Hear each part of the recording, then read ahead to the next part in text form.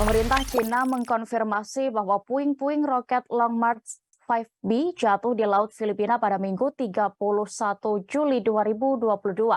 Di hari yang sama, potongan besi diduga pendorong roket ditemukan jatuh di perkebunan sawit warga di Kabupaten Sanggau, Kalimantan Barat. Badan Antariksa Berawak Cina mengatakan sebagian besar tahap akhir roket Long March 5B terbakar setelah memasuki atmosfer pada pukul 12:55 waktu setempat. Badan tersebut mengatakan sebelumnya booster akan dibiarkan jatuh tanpa arah. Namun mereka mengklaim sebagian besar roket Long March 5B tergerus dan hancur saat masuk kembali ke bumi. Pemerintah China kemudian mengumumkan bahwa roket itu telah jatuh di Laut Sulu, sekira 57 km dari lepas pantai timur Pulau Palawan, Filipina.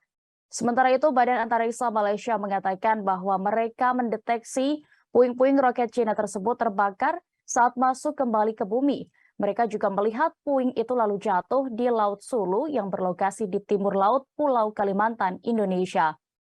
Sebuah potongan besi diduga pendorong roket milik China itu kemudian ditemukan di kebun kelapa sawit warga Desa Pengadang, Kecamatan Sekayam, Kabupaten Sanggau. Babin Kamtibnas Desa Pengadang, Bribka Mangun menyatakan saat ini area lokasi sudah diberi garis polisi untuk penyelidikan lebih lanjut. Ia menjelaskan puing itu berukuran sekira 2 meter. Sementara itu, Kepala Desa Pengadang, Leopeto Junaidi mengatakan dugaan sementara benda itu jatuh dari angkasa pada Minggu 31 Juli malam atau Senin 1 Agustus pagi. Sebagai informasi, Stasiun Luar Angkasa Tiangong adalah salah satu proyek mewah ambisius Beijing yang telah mendaratkan robot penjelajah di Mars dan bulan.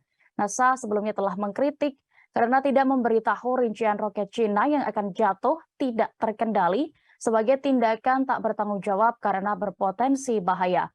Peristiwa roket Cina jatuh ke bumi juga pernah terjadi pada tahun 2020 lalu, di mana puing-puingnya mendarat di desa Pantai Gading. Peristiwa itu menyebabkan kerusakan bangunan meski tidak ada korban luka atau tewas.